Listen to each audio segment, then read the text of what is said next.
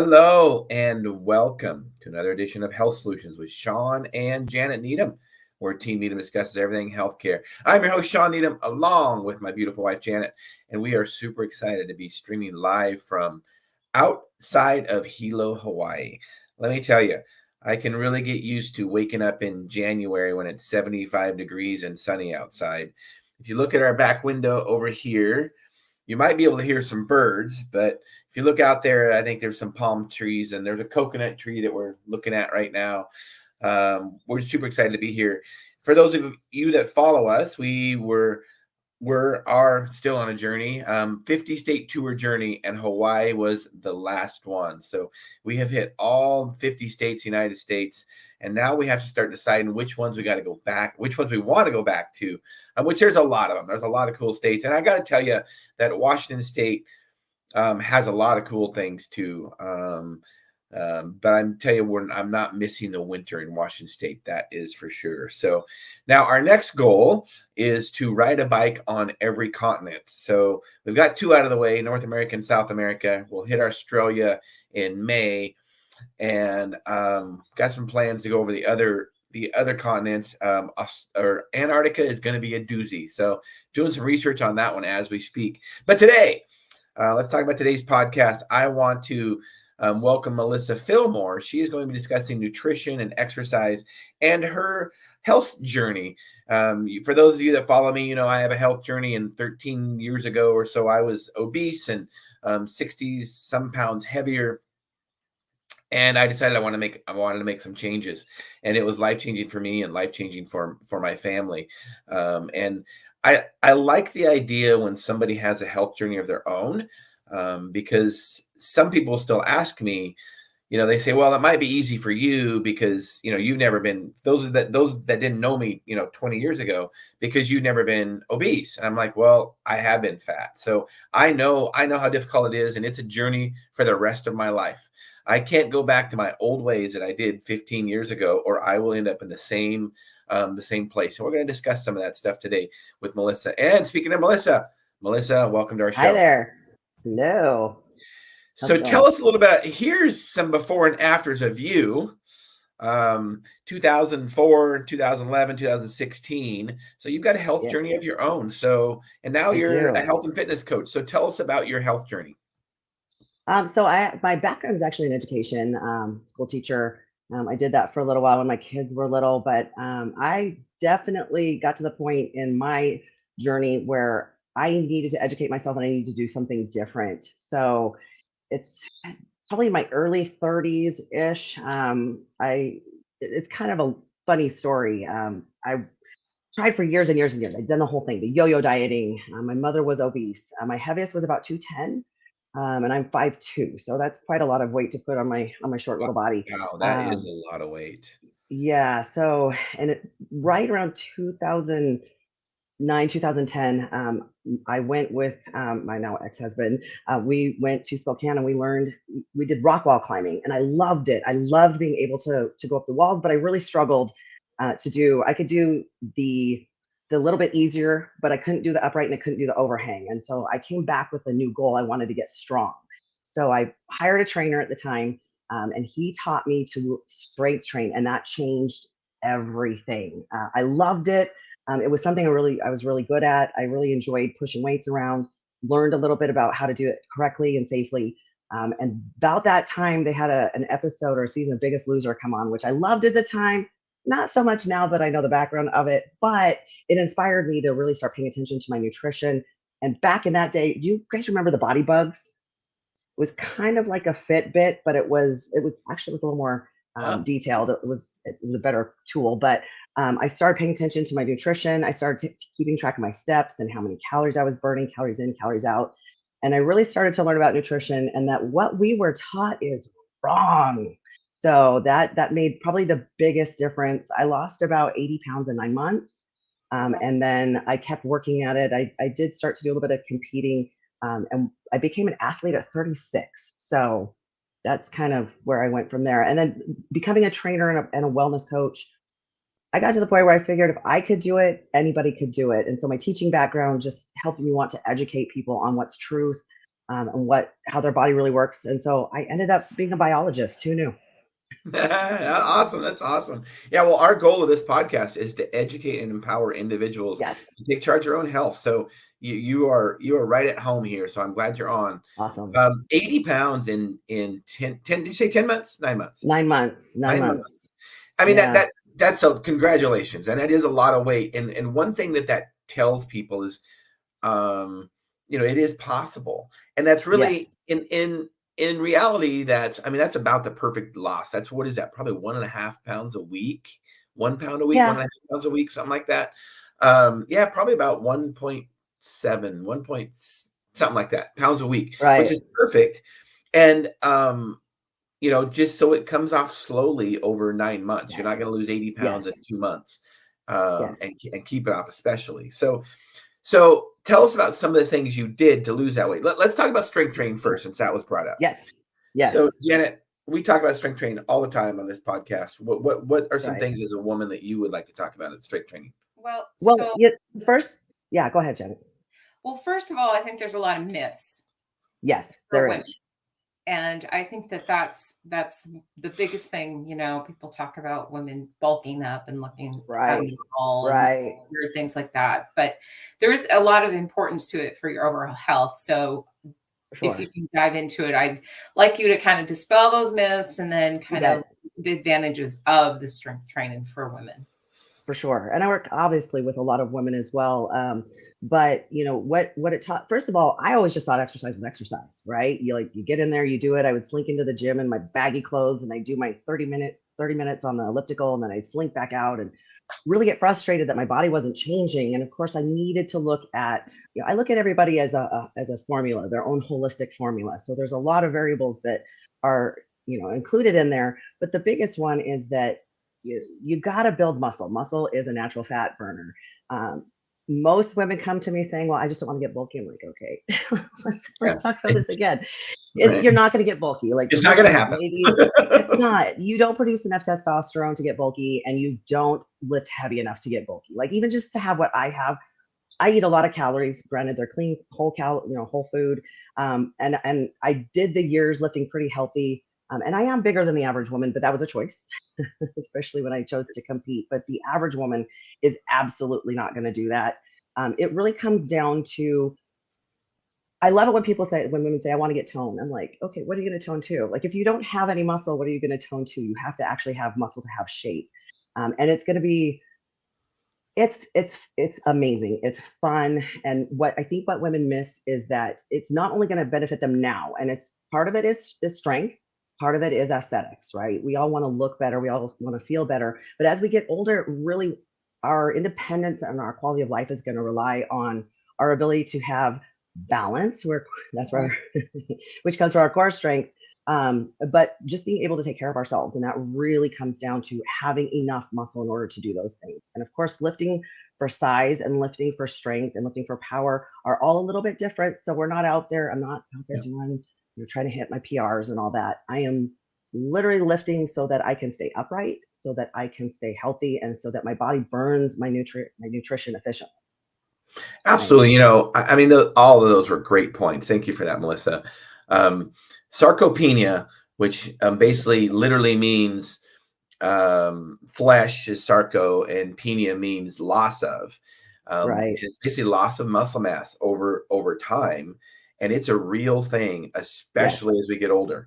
And you will never, ever, God willing, you live to be 80 or 90, you will never, ever said, man, I had too much muscle when I was 45 years old. Now, I can also say that there is a problem sometimes with that.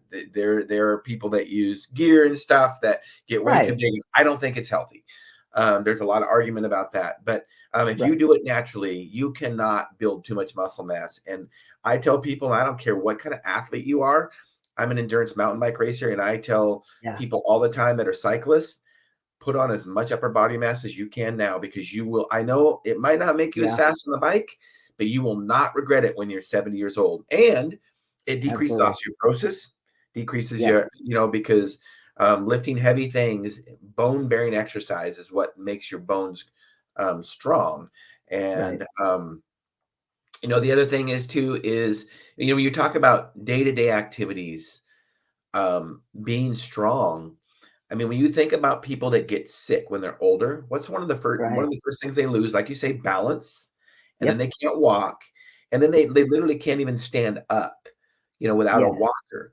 And if you think about what lifting does, resistance training, working your quads, working your, working squats, things like that. That is a day-to-day thing that you might not know you do every day, but you do. Just getting up off the couch is literally a squat. So if you can put weight on your back and you can squat 20, 50, 100, 200 pounds, whatever it is, then you can stand up and walk. Right. And I actually have some family experience with that. My grandmother on my father's side, so my dad's mom, both her and her mother in their 80s fell and broke major bones. So my great grandmother broke her hip and my grandmother broke her pelvis. And we all know that, especially at a certain age, after that happens, health tends to go down dramatically, very quickly. And they don't tend to live much longer after that, which is, I knowing my family, I'm pretty sure I'm going to live into my 80s. So I really want to make sure that I have a good quality of life and I can take care of myself and not be a burden for my children. But also my mother passed away from diabetes. So from complications of diabetes. I've known for a very long time that diabetes runs in my family. I also know that it is something that we can control with health and nutrition. And so in the end, before she passed away, she had no core strength and was using a walker, and it was very difficult to watch. And of course, knowing what I know as well. And so, I just don't want to, I don't want to have that kind of lifestyle. I don't want to get to the point where my kids have to help me to get up and down. Right. I want people, and I work with a lot of older clients as well. And my thought process is, I just need to keep you moving. I need to keep you being able to be independent and take care of yourself and have a really good quality of life. And that's really important to me. Well, there's a point that we also brought up about athletes, and I've had a few women that are very active women, but they've also done a lot of endurance. And when we talk to them, the thing about having your core strength is super important, because that balance issue is going to prevent you from falling. If you can have balance, which lifting and exercises can give you. I mean, you don't have to use a lot of weight to get to that point, but you have to do it consistently to help you with that balance issue. Because I find that even for myself, that is something that you start just kind of losing a little bit unless you force it. You have to work for it. Yes, absolutely. Yeah, you have to be consistent, because one of the reasons. So having been a bigger woman, my spine has some issues. I do have a compressed spine. I have scoliosis brought on by, being a bigger woman. So one of the things that I have noticed is, if I'm not diligent about working on my core strength, I start to hurt more. I catch myself, with my posture not being quite as good. So it's, for me, it's all of the above. Yes, I want to have a good quality of life, but I care how I look and feel as well. As women, we should. It is about taking care of ourselves all the way around holistically. So, I do make sure that I'm, even in the times where I'm not feeling well, or things are a little crazy in my life, I'm still making sure that I'm at least doing enough to keep up with what I have. Right? I don't want to go so far backwards that it is a derogatory situation with my health. Well, that's a good point. I mean, once you build something up, it's a lot easier to maintain than absolutely than building it. It's kind of like losing weight. It's difficult to lose weight. It's a lot easier to maintain weight, and that's why I think it's important once you do get to a goal weight, or some people don't like looking at the scale. So a goal aesthetic, that you stay on track. So whatever your measurement was for you getting to that goal, stay as close to it as possible and keep yourself on top of it. So, because like you say, I went to the yo-yo diets too, 20 some years ago, and you'd lose 40 pounds and you gain 20 back, and if you just stay within that goal all the time, then it makes it a lot easier. So let's talk nutrition. Yes. So one thing, we'll go into some of the detail. Well, I want to start with a question. Because I saw your Instagram, and we'll stream that a little bit later. Oh, let's go ahead and stream it now. And I think that one will come up. That And a lot of what I do on there is education. I always tell people the education is free. I just charge for the roadmap.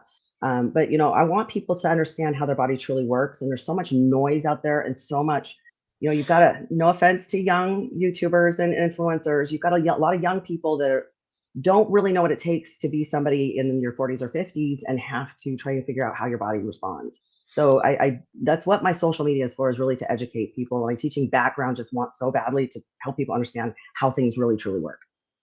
That's awesome. So, and I agree with you. And a lot of those young new YouTubers, well, obviously they're not, they don't have, 40 years experience in their body. Right. But also a lot of them have probably not had a health journey of their own. Some of them have probably, but most, maybe a lot of them haven't. I think that's what's important.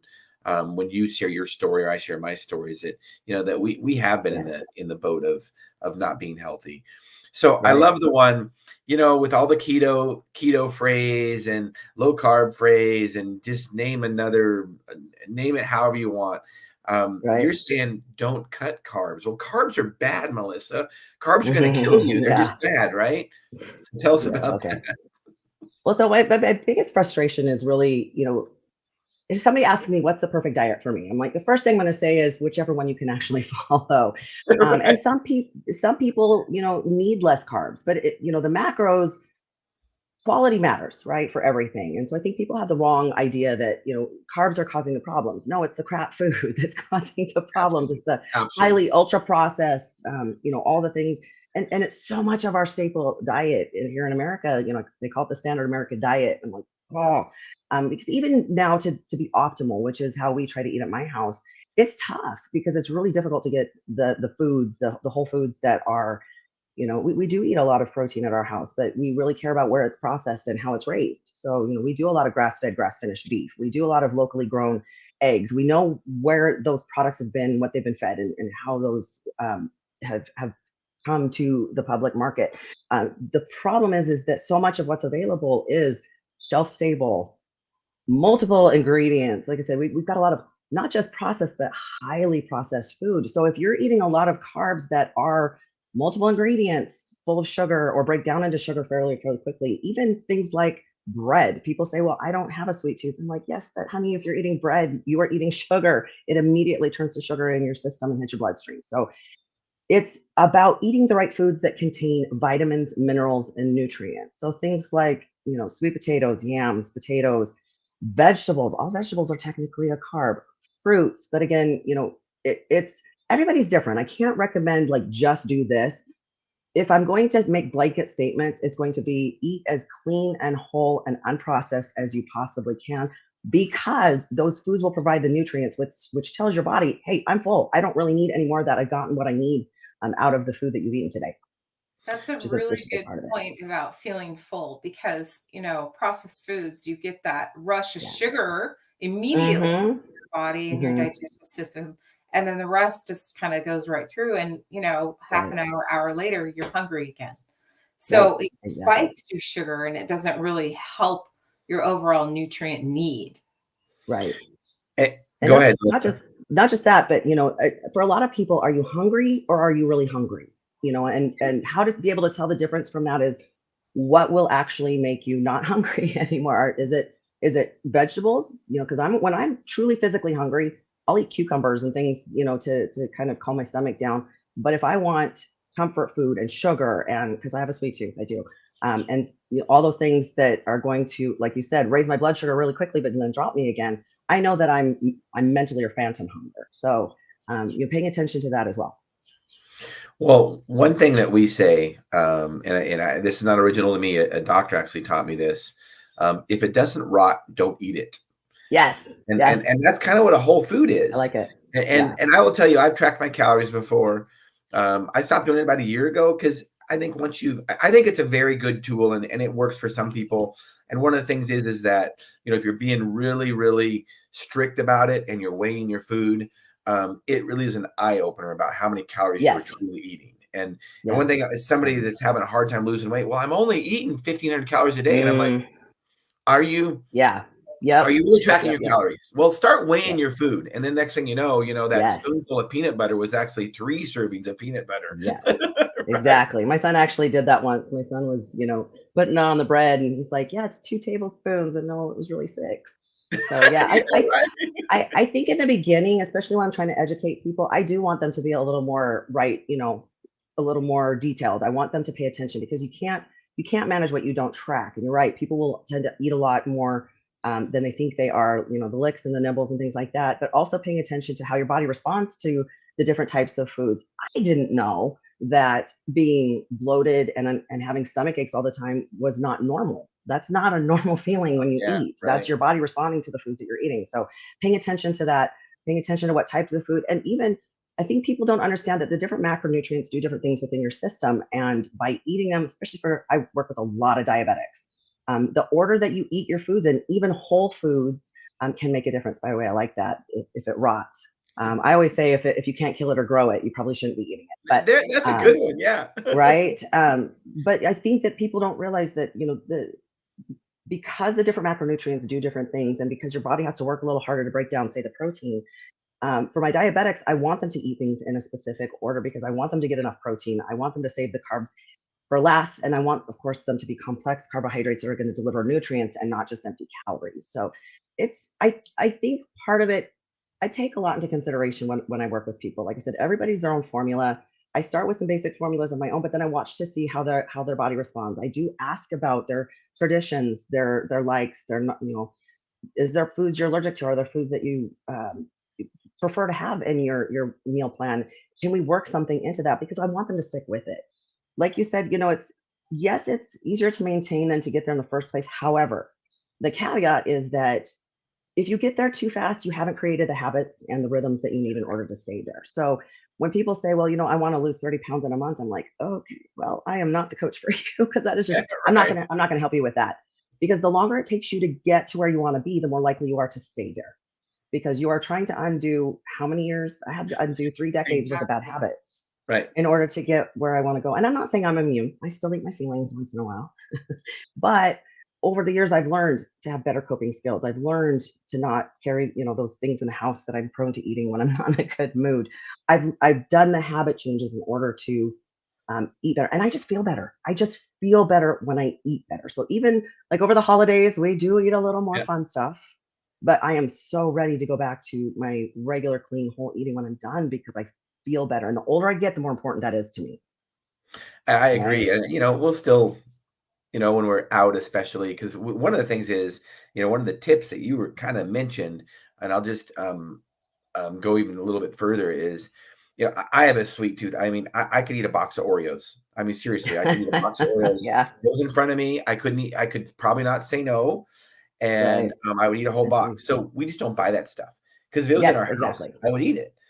Yeah. So we try to have healthier snacks in our house and just try to not have snacks in general because Yeah. even Yeah. just snacking anything, whether it's nuts or Oh yeah. It can get out of hand. yeah, I mean, Yeah. next thing you know, half a bag's gone and that's 500 calories. Well, and what works for me on, like the sweets is that I try to, number one, make myself earn it. Because there's certain things that I do like, and I don't want people to feel like they have to sacrifice everything because they won't stay with it. So if I had to never eat chocolate again, we'd probably have a problem. But I do try to make myself earn it. I do have the rule, don't bring it home because if it's in the house, I probably will eat it. And with my Meals with Melissa, the Facebook Live that I do, that's all up on YouTube as well.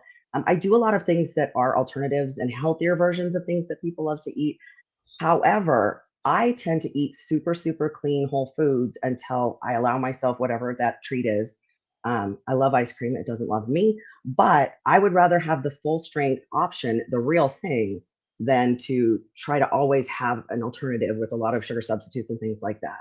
Partially because I know what sugar substitutes do, but also because I want to be able to say, like, no, I ate that ice cream. Like we went to Portland and I had salt and straw. It's my favorite. We go there when we go there. That's what I plan to do. It also gives me something to look forward to, so that I don't always feel like, well, I can never eat the good stuff again. Um, I'm also very careful how I say things out loud. So, when you go to the grocery store during the year and the Girl Scout cookies are sitting there and they're all, hey, buy some cookies. My response is always, oh, I am so sorry. I don't eat sugar. Not I can't eat sugar. I don't eat sugar, There you because go. that means that I have made that choice to not eat sugar, versus if you tell yourself you can't, it means that you are sacrificing, and there's something, nobody wants to be told what to do. So I'm very careful with how I talk to myself and how I say things out loud, because I'm very, very aware of my subconscious and what it buys into.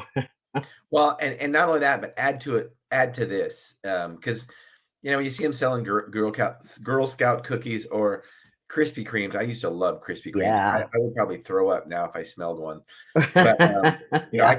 I literally could eat a dozen of them. I mean, seriously, I Yeah. used to be able to. And those are typically something for a fundraiser. Hey, buy a box of Right. Krispy Kreme for $10. It's like, hey, here's your $10. You keep the donut. Yes. Yep. Same Yes, with the and I've Girl done Scout that. cookies. Here's your $20. Yeah. You keep the cookies and sell them to somebody or give them to somebody, whatever. Well, I think Yeah, the difference here is what we're talking about is we're prepared. Is what? Because we're prepared for the challenge. Right. Like, Right. you Yes. have a plan Yes. in place and you decided, when this Yep. happens, this is how I'm going to address it. Because we've all Absolutely. been there where you've got friends, oh, come on, it's no, and even at work, I've had, oh, you need to do this. Come on, and Yeah. it's like, okay, I'm not going to, because I've made that decision. Like you Right. said, it's not a feeling, it's a choice that you've made a decision on, and how we're going to respond to it. And I think that that's really important, that, and then when you have responded and did it in the correct way, that you decided to do it, you need to celebrate that a little bit, because Yes. the more that we give ourselves kudos for making the right choices, it feels better. Yeah, absolutely. So, and it goes even further with, okay, tell me what you just said again. I had a whole thing to talk about. Just be prepared, be prepared to say no. Yeah. Got it. Yeah. So, I mean, part of it is, okay, so when my clients come to me and they're like, dude, I fell off the wagon, I never slap hands. I don't tell people that, well, good job, you didn't do very well. I don't do that, because I first of all, I realize we all do that, including myself. So my first question is always, was it worth it? Because sometimes it is. Was it worth it? So if like I haven't had a donut in a year, like I just decided I was there, like I like the spud nuts and I was there and I wanted one. Great, let's get back on track. Most of the time, what I'm going to hear is, I just really struggle with it. I didn't mean to fall off the wagon. It just, they had it at work and I ate it. I'm like, that's okay. Let's talk about why you were triggered, what led you to do it, and how can we be more prepared next time? Because really, success in this type of goal is more about being prepared, right? It's kind of the Boy Scout motto, be prepared. Whether that means bringing food with you, whether that means eating all your food for the day so you don't want to snack at night, whether that means going online and looking at the menu for the store that you're going out, or the restaurant that you're going with your girlfriends to, and picking something to eat already, so that when you get there, you're going, wow, the nachos sound right. amazing, right? I always want to help pick the restaurant. There's certain places that I actually won't eat. So, if somebody says, let's go out to eat, I give them 3 or 4 options. I know what I can or want to have there. And it makes it a whole lot easier. And I don't have to use willpower, which we all know just does not work. Right. One thing you mentioned, backing up a little bit, and I want to reiterate this. You've kind of mentioned it a couple of times, but I just want to reiterate how important it is for an individualized diet, because something doesn't work. I mean, there are carnivore people out there and there are keto people out there, and they will say that that's the only thing that works, and that is it depends on the person. One of the things I liked what you mentioned is, you say you help a lot of diabetics, and one of the things about diabetics is, we talked about eating whole foods. Well, and some diabetics don't know this, but they'll think, well, fruits and vegetables are healthy. No, if you're a diabetic, I would say no to all fruit, almost all fruit. I would say no until your diabetes is well under control and you're off medications. That's what I would tell them, because fruit in general is just bad for diabetics, because most of it has such a high glycemic index. There are some good things, maybe some berries and stuff, but it's just easier to say, you know what, don't eat fruit. And I know that there's a lot of doctors that don't understand that or know that or educate them about that. And of course you see that, and we see it all the time as funders. I mean, we have failed. The healthcare system has failed diabetics so hard. Agreed. I mean, I I had a diabetic. I did a post the other day, and I had a wife of a diabetic that said her husband was a diabetic, and it doesn't matter what he eats.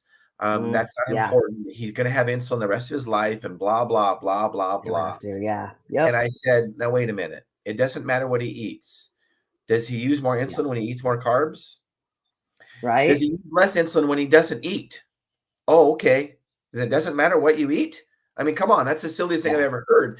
But I will tell you, I guarantee you, it's because the healthcare system is not educating them well at all. It's like, just use more insulin. If your blood sugar goes up, use more insulin. That's the answer. It's not controlled by your diet. I think it's a dietary problem. I think part of it too is that our doctors have not been well educated about how it really works. They just think, okay, well, there's more sugar in the bloodstream, they need more insulin. I'm like, but it's just doing more damage. So unfortunately, doctors don't get very much in the way of health and nutrition education. I know because I've worked with quite a few, and they don't really teach any education on diabetes and how it works, or cancer. I'm flabbergasted when I work with people who are survivors of cancer, because they're just not educated on how nutrition plays such a huge role in their recovery and here on out. So teaching them how their body really works is a good part of it. That's why I like to educate, not just tell people what to do. But nutrition is the biggest part of it. The order that we eat the foods can make a huge difference. And I'm not saying that people can't eat the fruit, but they got to know what it does to their blood sugar. They got to be able to track that. I like the continuous blood glucose monitors now, because you can actually see in real time virtually how it's affecting your body. So, in order for that there's still nutrients and things in vegetables and fruits. But I agree, it's not a free-for-all. They're not necessarily for you, especially in the beginning. You're trying to get control of your blood sugar. But in the beginning, my goal is to get their blood sugar from doing this, right? Even type 1. I've worked with type 1 as well, to just doing maybe this, right? And learning how their body works, knowing that if you build more muscle, it will help accept the glucose, and so it has somewhere to go versus just trying to shove it in cells that are already full. We're just not taught correctly. I think that's my biggest frustration. And you guys are probably, we're all about, I'm assuming, the same generation. The food pyramid from back in our day is upside down, right? Yeah. So how is it that, there's a reason why our country has become completely metabolically unhealthy. 88% of our country is metabolically unhealthy. That is unacceptable to me. So I'm frustrated that not only we're not given the right tools, we're not given the right education, and then our government supports big food industries which are trying to addict us to their food in the first place. So I'm so passionate about it because it's affected me, it's affected my family, and I care about the world at large. I care about humanity. I care about people, and to me, everyone's important. I believe everybody should have the same opportunity to be healthy. So educating them is a big part of what I do. Well, I find it really fascinating that if you take your pet in, your vet is going to talk to you about nutrition and food, especially if there's some kind of problem. And, they talk about weight and, what are you feeding them? And that has become almost a taboo that we've done in our country, that we can't say that we're overweight because you're shaming somebody, right? Well, no, that's not true. What you're saying is you have a problem that we need to address so you can live a life that's good. I mean, tell me how many diabetics you've seen that, what happens to them is tragic if they're not taught how to handle it. And, the sad thing about the medical field is, and we should know this, but we don't, is that the more insulin you give somebody, the more resistant they become to it. You put fuel on a fire. You just made it worse. And, that is totally coming down to the fact that we are choosing, and I say it strongly because we're choosing to be ignorant about it. We have had enough people on insulin throughout the century to be able to say, I keep giving this person more and more and more, and this is the problem it continues to have. And so, give them so much more, so let's throw some more carbs at them. And it's like, boom. And even type 1s, you mentioned you take care of type 1, you educate type 1s also. And I don't know how many times I've gotten into arguments with people about type 1, type 2. and they say, I don't know what I'm talking about, because, you know, type 1s, it doesn't Right. matter what they eat. It's like, you know, it still does. And the Still more does, insulin, yeah. you know, there are type 1 diabetics that we turn into type 2 diabetics. And Yeah. it's tragic. And, you know, I mean, in general, the less carbs a diabetic can eat, the better. Right. Now, Right. if they're an athlete and they're burning the carbs, then by all means, you know, eat carbs. But you know, in general, it's diabetes is definitely case by a case. diabetes is a Yes. carbohydrate metabolism problem. Yes. Period. Yes. Well, because the problem is that you've been eating so many carbs and so much sugar that our cells are already full, and especially if we don't have the muscle to accept the glycogen, it's still trying to shove sugar in cells that are already full. So of course it produces more insulin to keep trying to shove that sugar in there, and it can't. So then the more insulin it produces, then the body gets worn out. So again, we're looking at it the wrong way. So when people describe what diabetes is, I'm like, oh God, okay, read this book. There's a really good one by Dr. Fung. Berenstein? I can't. No, Oh, Fung. Jason Fung. Fung. Yeah, The Jason Fung. diabetes code. Diabetes Jason code Fung, and the obesity code. They're very good, and I like his and the description. cancer code. Right? Yeah, they're about, because the first part. When I started working with coaches, and I used to say, well, you know, tell me why I need to do that, and they're like, Melissa, just do it. Like, I'm telling you to do it, just do it. I'm like, no. You don't understand. Number one, I am way more likely to follow through and do it if you tell me why. Tell me why I'm doing it, right? I think people need to understand that the reason why you do this is because of that. They got to know cause and effect. And if they don't know why they should be backing off sugars and carbs, they're not going to do it.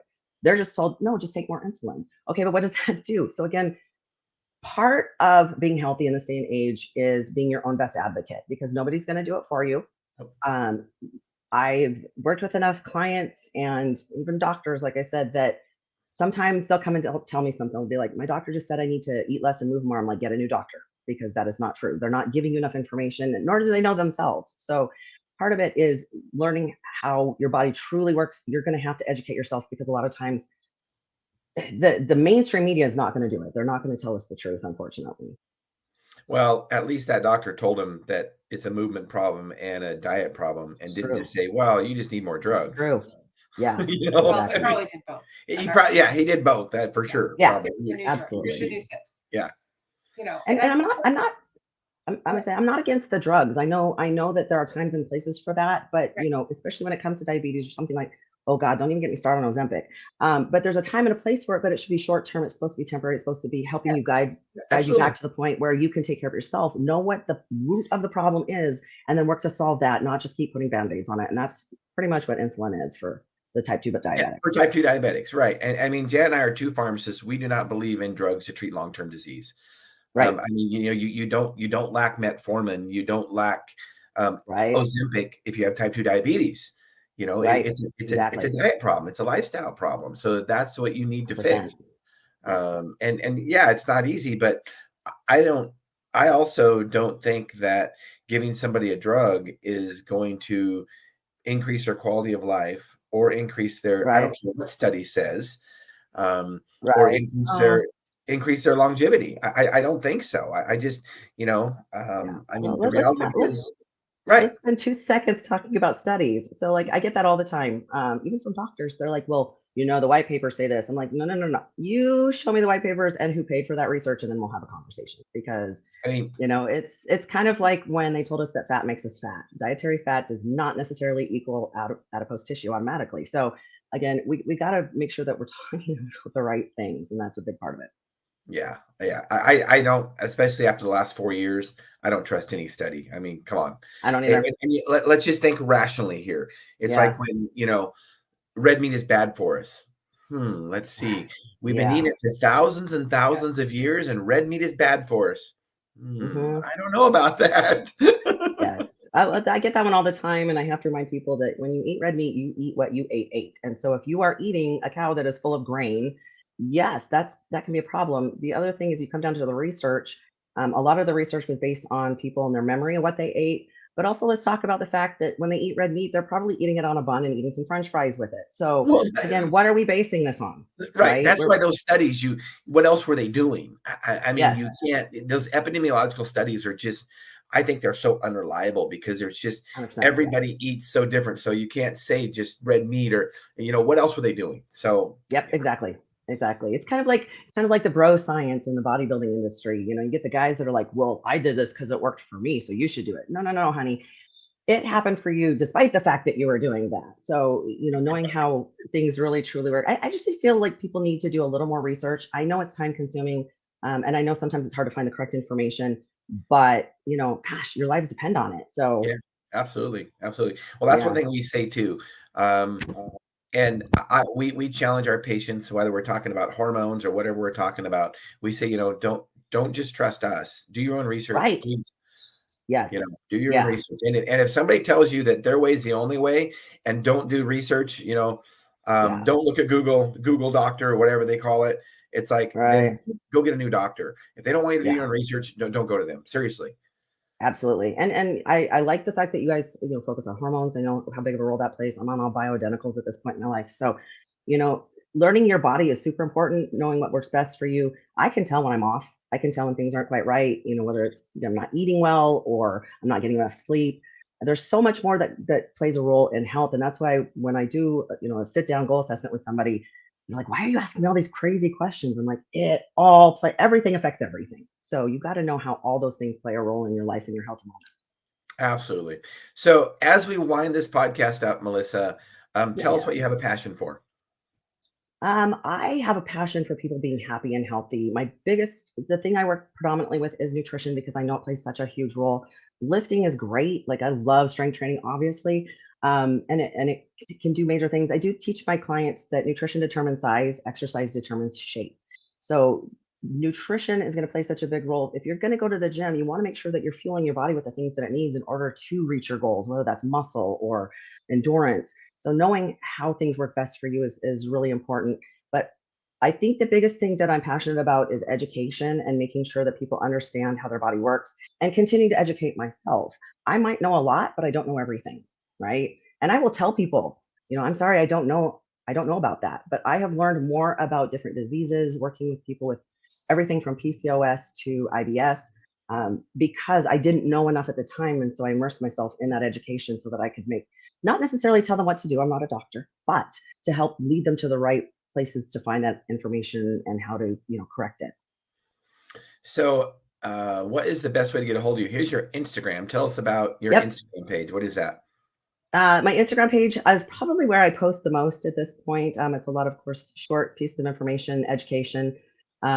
Do not follow Melissa Fillmore because it got hacked about 2 years ago. So you're going to get a lot of weird stuff on there. But I do post a lot on this. I really enjoy the feedback and the conversations that I have on there. Also, Facebook is another big one for me, Fillmore Fitness, because I get a lot of communication. I enjoy not just educating people, but I like communicating directly with them, you know, whether it's down below or whether it's direct messaging. I do have a YouTube channel under Fillmore Fitness. Some of my longer videos are there, including I call it my weekly Facebook Live, but it all gets posted on YouTube called Meals with Melissa, where I do offer recipes and options for, you know, that are healthier than the things people will normally eat. And people love it. You know, can you do something with this? And they're not complicated. I don't do complicated in my life at this point. You can also find me if you want more information about what I actually offer. You can go to my website, which is www.fillmorefitness.com.